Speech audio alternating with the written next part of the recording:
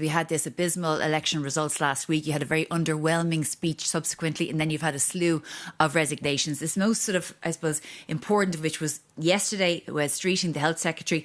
And, I suppose when you look at what he said in his resignation letter, it was extremely withering. It's hard to see how Keir Starmer can hang on. Let's have a look at what he said. He said, "Where we need vision, we have vacuum.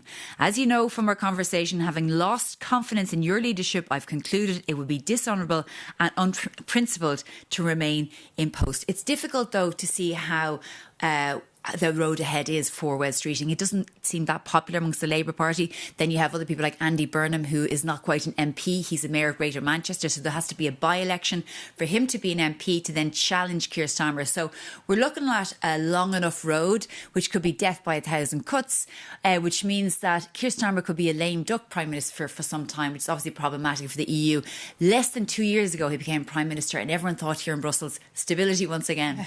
Well, you mentioned the EU, of course. What does this all mean for the EU-UK reset? Yeah, well, Keir Starmer's been inching towards this, and in the next few weeks there is due to be another EU-UK summit, similar to the one that was last year. We haven't got a date for it yet, but what they're supposed to agree is this SBS deal, which means that the UK can once again export food into the EU like they did before Brexit, once they follow all EU rules. Now, this is going to be problematic for a lot of Brexiteers, because that's one of the reasons why they wanted to leave the EU. But it's a very, very interesting situation, because Brexit has not gone away. Brexit by proxy is still there. If you look at the last week's elections, Nigel Farage did very well, the arch Brexiteer, and he did very well in Brexit voting areas. So the question is, for every Prime Minister for the next few years, do you move towards the EU and say, forget about those Leave voters, or do you support the majority of British people who actually want much closer EU relations? I mean, if you look at the polling results, even a few weeks ago from YouGov, 55% of British people would like to rejoin the EU, and that's across all voters, including Leave voters.